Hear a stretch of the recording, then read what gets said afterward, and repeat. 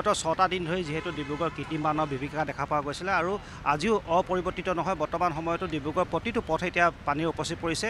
একেধৰণৰ পৰিৱেশ এটা 6টা দিন ধৰি ডিব্ৰুগড়ত ইয়াতে বিৰাজ কৰিছে। বৰ্তমান মই যেহেতু ফুলবাগানত উপস্থিত আছোঁ, মোৰ এফালে আছে মানকটা পথ। সম্পূৰ্ণ মানকটা পথটো এতিয়া পানীৰ তলত আৰু তাৰ লগতে আনফালে যদি চাওঁ, মোৰ যদি সোঁফালে চাওঁ, এইটো 37 নম্বৰ ৰাষ্ট্ৰীয় ঘাইপথ। যিটো 37 নম্বৰ ৰাষ্ট্ৰীয় ঘাইপথ এতিয়া বৰ্তমান সময়ত সম্পূৰ্ণ পানীৰ তলত আৰু পানীৰ মাজেৰে এইদৰে এতিয়া দূৰণিবতীয়া যিবিলাক যান বাহন, সেই দূৰণিবতীয়া যান বাহনসমূহ যাবলগীয়া হৈছে। এই অংশত যিমান পানী আছে, ইয়াৰ পৰা অলপ আগলৈ গ'লে 37 নম্বৰ ৰাষ্ট্ৰীয় ঘাইপথটোত তাত আৰু যথেষ্ট পানী আছে, য'ৰ পৰা যান বাহন যাবলৈ যথেষ্ট অসুবিধাত পৰিবলগীয়া হৈছে। আৰু একেধৰণৰ এটা পৰিৱেশ বিৰাজ কৰা পৰিলক্ষিত হৈছে। আৰু যিহেতু চাব দেই, কালি নিশাৰে পৰা ইয়াত বৰষুণ হোৱা নাই। কালি নিশাৰে পৰা যিহেতু বৰষুণ হোৱা নাই, কিন্তু পানীৰ যিটো প্ৰকোপ কমিব লাগিছিল, সেই পানীৰ প্ৰকোপটো কিন্তু কমা নাই। ইয়াৰ পৰা এটা কথা অনুমান কৰিব পাৰি যে এয়া হয়তো কৃত্ৰিম বান নহ'বও পাৰে, এয়া হয়তো ব্ৰহ্মপুত্ৰ পানী ক'ৰবাৰ পৰা প্ৰৱেশ কৰিবও পাৰে। তেনেকুৱা এটা কথাও ইতিমধ্যে চৰ্চা চলিছে। এটা কথা মন কৰিব, পানী যদি ৰূপটো যদি কাষৰ পৰা যদি চোৱা যায়, ৰাহুল মণ্ডলে দেখুৱাব পানী, ইয়াত যিখিনি পানী বৰ্তমান সময়ত ৰাজপথত আছে, এই পানীখিনি সম্পূৰ্ণৰূপে স্বচ্ছ আৰু যথেষ্ট ঠাণ্ডা। গতিকে নদীৰ পানীৰ লগত এই পানীৰ মিল আছে। গতিকে কোনোবা এফালৰ পৰা হয়তো নদীৰ পানী প্ৰৱেশ কৰিছে নেকি, সেয়াও এতিয়া প্ৰশ্ন হৈ পৰিছে। কাৰণ ইমান বৰষুণ হোৱা নাই, যি ধৰণৰ এটা বানপানী বৰ্তমান সময়ত সৃষ্টি হৈছে, ইমান বৰষুণ কিন্তু হোৱা নাই। এতিয়া এনেকুৱা কেইবাটাও অঞ্চল আছে, য'ৰ পৰা লোকসকল পলায়ন কৰিবলগীয়া হৈছে, য'ৰ পৰা তেওঁলোকে নিজৰ ঘৰ বাৰী এৰি বেলেগ ঠাইত থাকিবলগীয়া হৈছে। তেনেকুৱা এটা অৱস্থা হৈছেই। নিজৰ আচবাবসমূহ তেওঁলোকে বচাব পৰা নাই, তেনেকুৱা ধৰণৰ এটা অৱস্থা সৃষ্টি হৈছে। ইমানখিনি পানী হ'বলগীয়াকৈ কিন্তু বৰষুণ এইকেইদিনত হোৱা নাছিল। কালি দিনটোতো আমি দেখিছোঁ, কালি নিশাৰে পৰা বৰষুণ কিন্তু এতিয়ালৈকে বৰ্তমান সময়লৈকে হোৱা নাই, কিন্তু পানী ইয়াৰ পৰা বৃদ্ধি হৈয়ে আছে। গতিকে ইয়াৰ পৰা এটা কথা অনুমান কৰিব পাৰি, ক'ৰবাত নহয় ক'ৰবাৰ পৰা হয়তো ব্ৰহ্মপুত্ৰ পানী ডিব্ৰুগড় চহৰত প্ৰৱেশ কৰিছে নেকি, সেইটোও চাবলগীয়া। এতিয়া চহৰখনৰ পানী নিষ্কাশনৰ বাবে 8টাকৈ পাম্প চলোৱা হৈছে। সেই 8টা পাম্পে কিন্তু ডিব্ৰুগড় চহৰৰ পানী নিষ্কাশনৰ বাবে পৰ্যাপ্ত নহয়, হয়তো ইয়াতকৈ বেছি পাম্প লাগিছিল। এই ক্ষেত্ৰত ডিব্ৰুগড় জিলা প্ৰশাসনে ব্যৱস্থা তৎকালীনভাৱে গ্ৰহণ কৰিব লাগিছিল। কাৰণ যি ধৰণে আচলতে চহৰখন ডুবি আছে আৰু বিভিন্ন ঠাইত যিহেতু তেওঁলোকৰ সাহায্য শিবিৰ নিৰ্মাণ কৰিব লাগিছিল, সেইখিনিও এতিয়ালৈকে বৰ্তমানলৈকে কৰা হোৱা নাই। আৰক্ষী যিসকল লোক আছে, তেওঁলোকে পানীৰ মাজে যাবলগীয়া আছে। ডিউটি আছে ডিউটি হয়। এতিয়া হাফ পেণ্ট পিন্ধিয়ে যাবলগীয়া আছে ডিউটি। উপায় নাই আৰু আপুনি ৰিজাৰ্ভত থাকে নেকি? ৰিজাৰ্ভত থাকোঁ। ৰিজাৰ্ভত কেনেকুৱা অৱস্থা হৈ আছে এতিয়া? ৰিজাৰ্ভত মানে পানীয়ে থাকিব নোৱাৰা অৱস্থা হয়। বেগৰ বিচনাৰ ওপৰত বিচনা, খাটিয়াৰ ওপৰত খাটিয়া দি ৰাখিছোঁ বস্তু। হয়, এওঁলোক যিহেতু আৰক্ষীজন, তেওঁলোকে যিহেতু নিজৰ কৰ্তব্য পালন কৰিবৰ কাৰণে গৈছে আৰু তেওঁলোকে এইদৰে যাবলগীয়া হৈছে। কাৰণ যথেষ্ট পানী আৰু চাৰিওফালে যিহেতু পানীৰ এক অৱস্থা সৃষ্টি হৈছে। আৰু এইদৰে এতিয়া আমি দেখিছোঁ ডিব্ৰুগড় যি ৰাজপথ আছে, ৰাজপথৰ মাজত আমি নাও চলাও দেখিছোঁ। গতিকে এনেকুৱা ধৰণৰ এটা পৰিৱেশ সৃষ্টি হৈছে আৰু বিগত 6টা দিন ধৰি একেধৰণৰ এটা পৰিৱেশ, একেটা পৰিৱেশ ডিব্ৰুগড় চহৰৰ মাজমজিয়াত দেখা পোৱা গৈছে। আৰু এই পৰিৱেশতে মোকাবিলা কৰিব পৰাকৈ কিন্তু জিলা প্ৰশাসনে কোনো ধৰণৰ বিশেষ এটা ব্যৱস্থা গ্ৰহণ কৰা নাই। বহু সংখ্যক লোক বৰ্তমান সময়তো জলবন্দী হৈ আছে। আমি পৰৱৰ্তী বাতৰিত সেইবোৰ দেখুৱাইছিলোঁ, কেনেধৰণে জলবন্দী হৈছে। তেওঁলোকৰ মাজত খোৱা পানীৰ অভাৱ হৈছে। খোৱা পানী এতিয়ালৈকে জিলা প্ৰশাসনে যোগান ধৰিব পৰা নাই, খাদ্য সামগ্ৰী এতিয়ালৈকে যোগান ধৰিব পৰা নাই। সেয়াও এটা পৰিতাপৰ কথা হৈ পৰিছে। এক প্ৰকাৰে চাবলৈ গ'লে ডিব্ৰুগড় চহৰখন এতিয়া হাহাকাৰ কৰি উঠিছে। মন কৰিব, 6টা দিন ধৰি যদি এনেদৰে পানীৰ মাজতে অহা যোৱা কৰিবলগীয়া হয়, 6টা দিন ধৰি যদি পানীৰ সৈতে সহবাস কৰিবলগীয়া হয়, 6টা দিন যদি জলবন্দী হৈ থাকে ডিব্ৰুগড়বাসী, তেনেহ'লে কিদৰে এটা পৰিস্থিতি হ'ব পাৰে, সেয়া সহজতে অনুমান কৰি সদাব্যস্ত এই চহৰখন বৰ্তমান সময়ত একেবাৰে স্তব্ধ হৈ পৰিছে। ইয়াৰ ব্যৱসায়ী প্ৰতিষ্ঠান অধিকাংশ আপুনি বন্ধ দেখিব। তেনেকুৱা এটা পৰিৱেশ সৃষ্টি হৈছে আজি 6টা দিনৰ পৰা।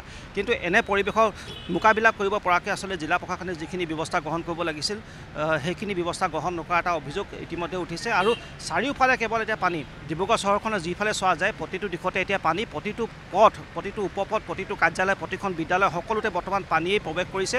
আৰু বিগত 6টা দিন ধৰি বহু অঞ্চলত কাৰেণ্ট নাই, যিহেতু ট্ৰেন্সফৰ্মাৰসমূহ পানীৰ মাজত ডুব গৈ আছে। গতিকে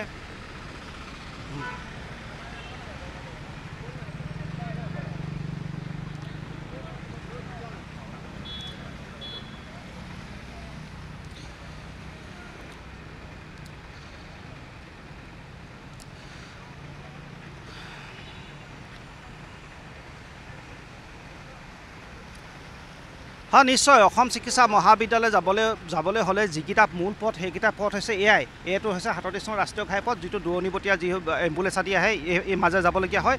এইটো হৈছে চহৰৰ মাজৰ পৰা যিটো মানকটা পথ, চহৰৰ মাজৰ পৰা যিটো ওলাই আহে। গতিকে এইকেইটা পথেৰে যাবলগীয়া হ'ব। আৰু এইকেইটা পথৰ অৱস্থা ছবিয়ে স্পষ্ট কৰি গৈছে কি ধৰণৰ আচলতে পানী হৈছে। ইয়াৰ মাজেৰে এম্বুলেঞ্চ আদি যাবৰ কাৰণে কিমান অসুবিধা হৈছে, সেয়া সহজতে অনুমান কৰিব পাৰি।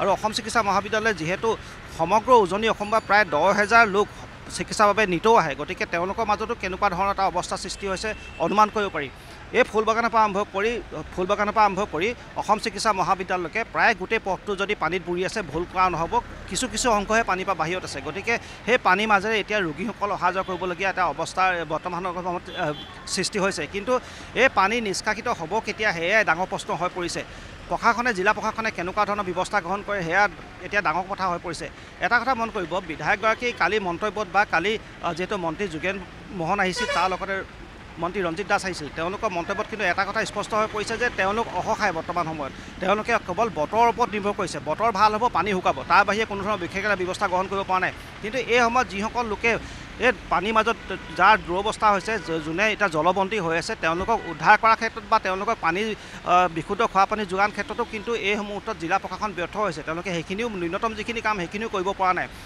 কিছুমান যি পদপথত থকা ব্যক্তি আছে যিসকল ব্যক্তি এতিয়া থাকিবলৈ ঠাই নোহোৱা হৈছে তেওঁলোকৰ বাবে তেওঁলোকৰ বাবে যিটো সাহায্য শিবিৰ বনাব লাগে তেনেকুৱা ধৰণৰ শিবিৰ বনাব বৰ্তমানলৈকে সক্ষম হোৱা নাই জিলা প্ৰশাসনে সেই লোকসকলক কিন্তু যথেষ্ট আলাইথনি হৈছে বৰ্তমান সময়ত তেওঁলোকো যথেষ্ট অসুবিধাত পৰিবলগীয়া হৈছে এতিয়া আপুনি মন কৰিব কিদৰে আচলতে লোকসকল এই কাৰ্যালয়ৰ পৰা আহিবলগীয়া হৈছে যিজন কাষতে যিহেতু ন্যায়িক কাৰ্যালয় আছে ডিব্ৰুগড় আদালতৰ কাৰ্যালয় আছে গতিকে তাৰ পৰা কি ধৰণে লোকসকল অহা যোৱা কৰিবলগীয়া হৈছে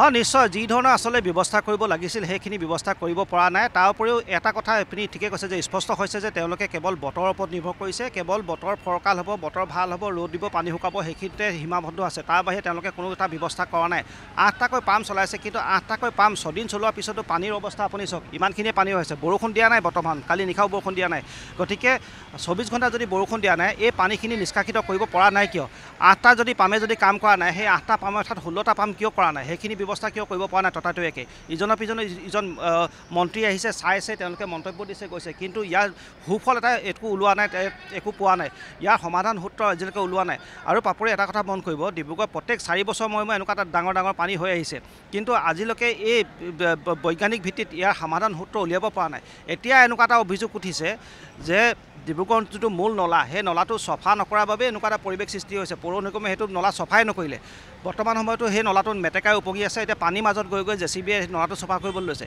গতিকে সেইখিনি কাম যদি দুমাহৰ আগতে কৰিলেহেঁতেন পানী হয়তো ইমান নহ'লহেঁতেন আৰু এটা কথা মন কৰিব ডিব্ৰুগড়ত এতিয়া যদি কেনেবাকৈ ব্ৰহ্মপুত্ৰ পানী প্ৰৱেশ কৰিছে যিটো পানীৰ ৰূপৰেখা আমি দেখিছোঁ এইটো হয়তো নলাৰ পানী নহয় এয়া হয়তো ব্ৰহ্মপুত্ৰ পানী হ'ব লাগে কাৰণ পানী চেঁচা আৰু স্বচ্ছ গতিকে যদি ব্ৰহ্মপুত্ৰ পানী প্ৰৱেশ কৰিছে ক'ৰ পৰা প্ৰৱেশ কৰিছে ক'ৰ পৰা সোমাবলৈ পাইছে সেইখিনি কথাও চাব লাগিব সেইখিনি যদি চালি জাৰি চাই হয়তো তেতিয়াহে এই সমস্যাটো সমাধান হ'ব আৰু ডিব্ৰুগড় এই সমস্যাটো সমাধান কৰিবলৈ বৈজ্ঞানিক এটা সূত্ৰ উলিয়াব লাগিব কাৰণ এইটো চলি অহা এটা কৃত্ৰিম বান্ধটো এটা আগৰ পৰাই চলি আহিছে ইয়াৰ কিন্তু সমাধান সূত্ৰ ওলোৱা নাই এই ক্ষেত্ৰত কেনেকুৱা ধৰণৰ এতিয়া ব্যৱস্থা গ্ৰহণ কৰে সেয়াই লক্ষণীয় হ'ব কাৰণ এতিয়া বতৰৰ ওপৰত নিৰ্ভৰ কৰিলে একো নহয় আপুনি মন কৰিব 24 ঘণ্টা যদি বৰষুণ দিয়া নাই 24 ঘণ্টাত যদি 2 ইঞ্চিও পানী নকমে তেনেহ'লে আপুনি অনুমান কৰিব পাৰি যে ইয়াৰ পৰা একেবাৰে বিফল হৈছে পানী নিষ্কাশনত একেবাৰে বিফল হৈছে কাৰণ বৰ্তমান সময়ত ব্ৰহ্মপুত্ৰ জলস্তৰো বিপদসীমাৰ পৰা তল অকণমান কমিছে আৰু বৰষুণো হোৱা নাই গতিকে এই সময়ত কিয় ডিব্ৰুগড় কৃত্ৰিম বান্ধ কমা নাই আপুনি প্ৰতিটো অঞ্চলতে গৈ চাওক কেনেকুৱা ধৰণৰ অৱস্থা হৈছে গতিকে এই ধৰণৰ অৱস্থাৰ লগত মোকাবিলা কৰিবলৈ আচলতে যি ধৰণৰ এটা তৎপৰতা দেখুৱাব লাগিছিল জিলা প্ৰশাসনৰ ফালৰ পৰা সেইখিনি একেবাৰে শূন্য দেখা গৈছে